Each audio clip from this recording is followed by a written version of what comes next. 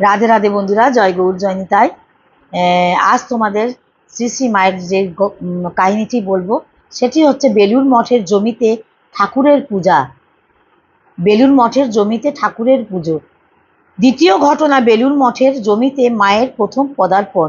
ঠাকুরের ত্যাগী সন্তানেরাই তার ভাব ঠিক গ্রহণ করেছিলেন। সেই ভাব জগতে ছাড়বার ভার ছিল তাদের উপর। তাদের জীবনের সংস্পর্শে এসে আরও অনেকের জীবনে, আবার তাদের জীবন থেকে অন্য জীবনে, এমনি করে সে ভাবকে জীবনে বরাবর রূপায়িত রাখতে হবে। ভগবান জ্ঞানে মানুষের সেবাও হাতে নাতে করে দেখাতে হবে। তার জন্য তাদের একটি নিজস্ব মঠ চাই। ঠাকুরের দেহত্যাগের পর বরানগরের আলমবাজারেও শেষে নীলাম্বর বাবুর বাগানে ভাড়া বাড়িতে মঠ চলছিল। অনেকে আবার মঠে সবসময় থাকতেন না, তীর্থে ঘুরে বেড়াতেন।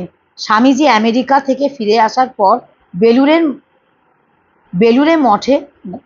বেলুড় মঠ গড়ার জন্য জমি কিনে নেন। এদিকে মাও তাদের জন্য একটি মঠের কথা খুব ভাবছিলেন। মা তো তাই সন্ন্যাসী হলেও ছেলেদের খাওয়া থাকার কষ্ট তার প্রাণে বড় বাস্ত।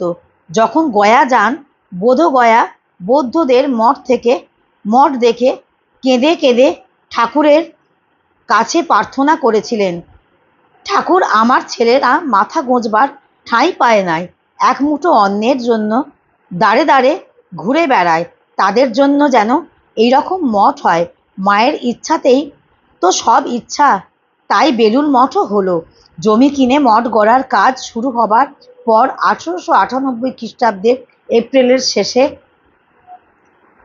শেষ ভাগে স্বামী যোগানন্দ মাকে সেখানে নিয়ে গিয়েছিলেন। পরে স্বামীজি 1898 খ্রিস্টাব্দের 12ই নভেম্বর মাকে সেখানে নিয়ে গেলেন। মা নিজেই খানিকটা জায়গা পরিষ্কার করে তাকে কাছে ঠাকুরের যে ফটোখানি থাকতো সেটি বসিয়ে পূজা করলেন। এর পরদিন মা নিবেদিতার স্কুলের জন্য নেয়া বাড়িতেই গিয়েছিলেন। বেলুড় মঠের তরে বেলুড় মঠের তরে জমি কিনিবার পরে স্বামীজির সাদরে পদধূলি দান তরে আনিলেন শ্রীমায়ের অতি ভক্তি ভরে। আসি সেথা নিজ হাতে সাফ করি জমি তাতে ঠাকুরে রাখিয়া, নিজ পুজিলেন তারে হৃষ্ট করি সবাকারে এলেন ফিরিয়া। আজ এই পর্যন্ত। তোমরা সঙ্গে থাকো, সাথে থাকো। ততক্ষণ রাধে রাধে, জয় গৌর জয় নিতাই।